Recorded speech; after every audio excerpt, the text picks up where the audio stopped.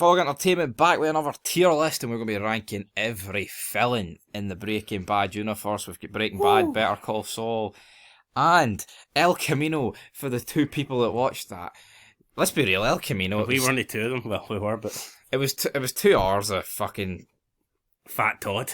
Yeah, and the other guy who's on this tier list, I can't remember his name, but we're going to go from left to right, and yeah, we're going to kick off with Lalo Salamanca, Captain Charisma.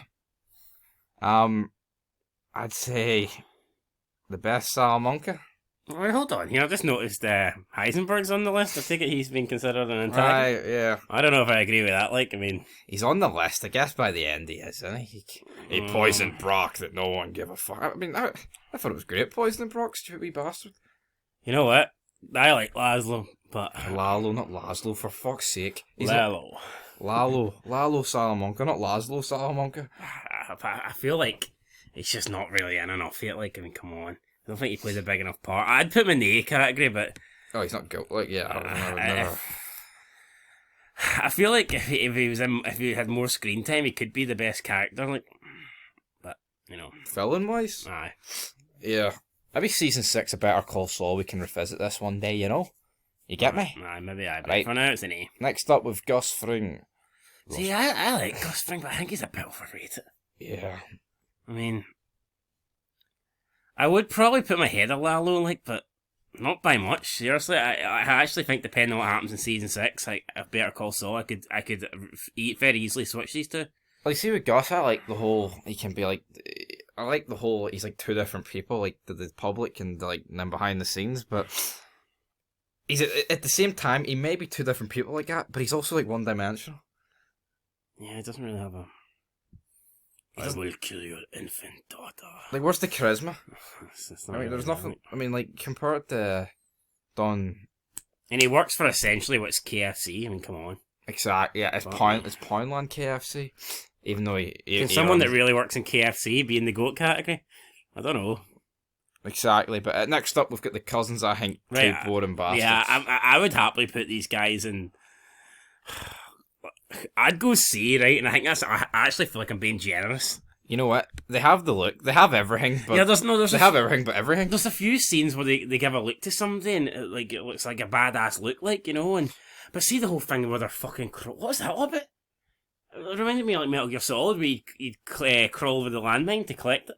I'm not saying stuff like that ruins Breaking Bad, but I think there is a lot of stuff in Breaking Bad that's really that stupid. People just don't get. Yeah, I don't get it. Like, so I can imagine the average person watching this and they'd be like, "Why the fuck are those mongoloids crawling across the desert?" Yeah, no idea. Like, and also we're ranking this in terms of villains, not characters. So you look at it like that. I mean, they were talked up to be 2-on-1 Hank Bard. Yeah, I mean. And all we got was a phone call. I mean, they had bullets that fucking could pierce fucking anything, and they jobbed it. But they couldn't pierce Hank. Exactly, that's the bottom Hank line. wins. Next up with Crazy 8, it's a villain, I think, Pish. I mean, I'd go close to awful. Because he's not a bad character, but if you're talking about villain. Oh, my dad used to own the furniture shop. Again, he just didn't have enough time, did he, really? I mean, he was in, 1 episode and a bit? He's like the shite baggiest of all villains, like. Yeah, and for me, I'd probably put him in C, bottom, below the cousins, yep. Next up, we have Todd. I think Todd's a B. I would put Todd above. I like Todd, right? He's an arsehole. But I tell you what, he's a weird bastard. El Camino done nothing for Todd.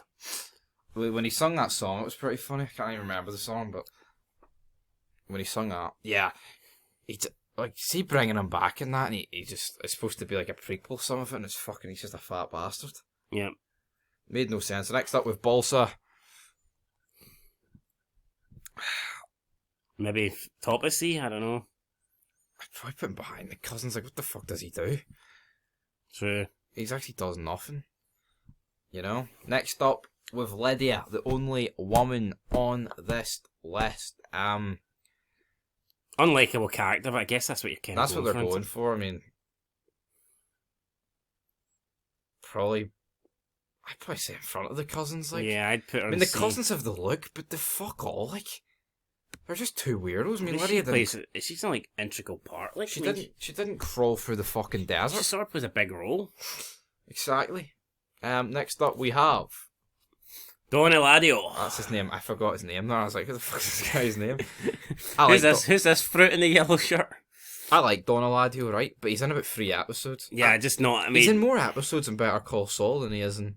yeah. Again, a character that I think has potential to be GOAT, but just due to the lack of screen time, Gustavo. I don't think I can put him in there. I'd probably say top of B. Yeah, I mean, for me, it's top of B. Bit more screen time. Could have been A. I mean, Because at least you could say with Lalo, yes, he hasn't had a lot of time, but there is episodes that's just centered around him. But Don Eladio had fuck all like that. right. You know what I mean? I agree. Up next, we have Hector Salamanca. Mata putas. I think they went to the wheelchair gimmick far too early. Better Call Saul.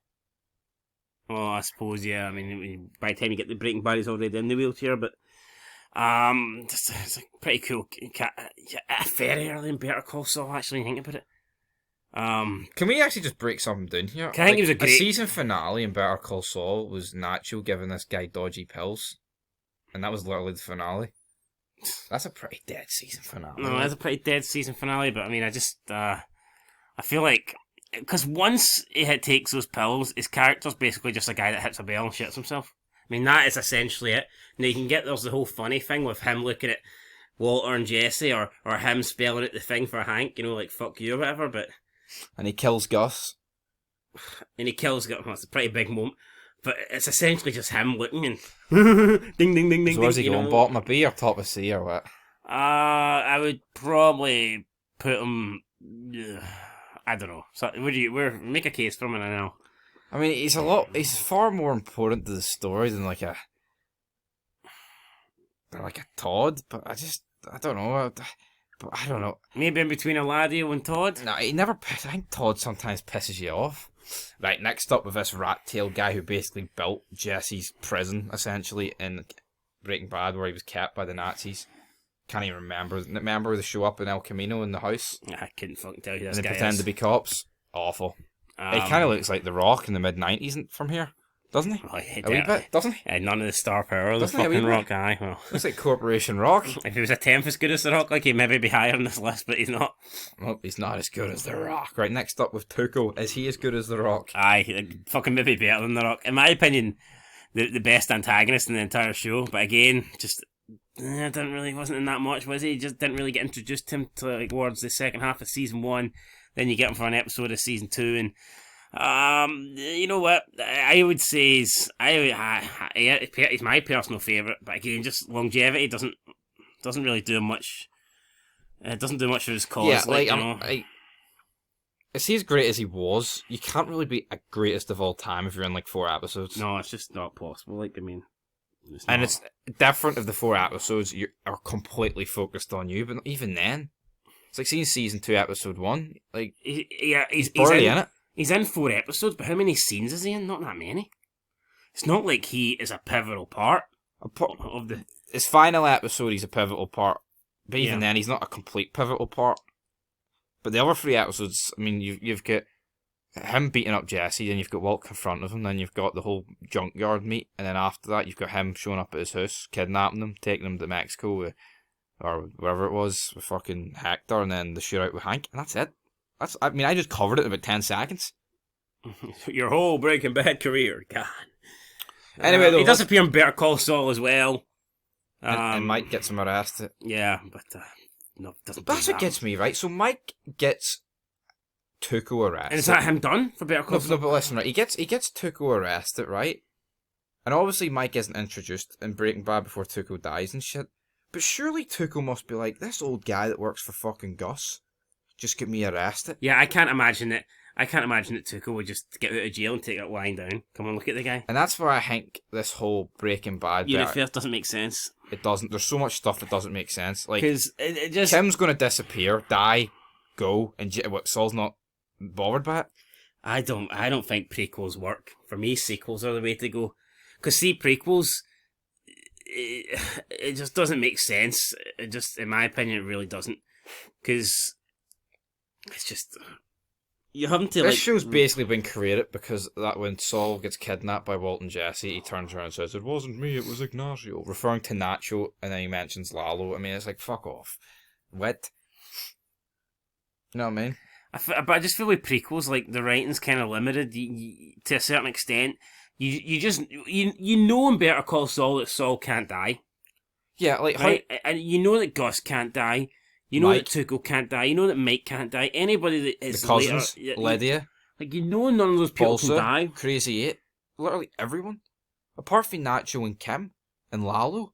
But even then, it's like, it's not like Lalo's going to turn Albuquerque upside down searching for Nacho, because if he did, surely it would be mentioned Breaking Bad, but therefore it can't be mentioned because they never had this fucking planned. You get me? And then it's like when they do the thing with Mike getting arresting Tuco, it's like Tuco just wouldn't let that slide. We've seen what Tuco's capable of. This is a guy that would literally fucking kill you for looking at him wrong. You seen what he done to his henchmen? I know. For fuck all. He just turned around and says to Walt and Jesse, "Do you know who he is? Make sure you remember who you're I think they you're know dealing with." who I am. And he brutally fucking murders him like that. And you're telling me that Mike would get him sent down for years and he would just get out and let it go? It's a clusterfuck. I'm not buying it. You could argue, oh, Gus is like, he works for me. And the fact... I'm not buying it. As soon as this guy snorted some of the meth, he'd be at Mike's door trying to kill him. He'd have fucking killed Gus. I'd love a confrontation between Tuco and Gus, but we never got it. And on that note, we're moving on. Walter White, where's he going? Well, I mean, for me, any Walter White has to go in the GOAT category. I would just argue that he's not an antagonist. Yeah. I don't really think he should be on this list. So, but we'll stick him in GOAT. I'm not really including him here, but I had to stick him somewhere. I'll stick him in GOAT. Next up with Jack, for Jack's gang. I mean, I actually really like Jack. I think Jack's underrated. I'd stick him top of B. I'll go with Tata B. So for a few other members of Jack's gang, I'm surprised they're no here. Second command guy, but I guess I know, but there's no one else here that's really second in command, and really. we're just their own shit. Suppose not really prominent. Everyone here is more or less the leaders of their respective... Tell me his second in command guy's name. And that's exactly why he's not on this list. But anyway, there we go. Walt, Tuco, Gus, Lalo, Don Eladio, Jack. We've got Hector, Todd, Lydia, the cousins, Balsa, Crazy 8. And some guy I've never fucking seen. Looks like The Rock. And on that note, peace.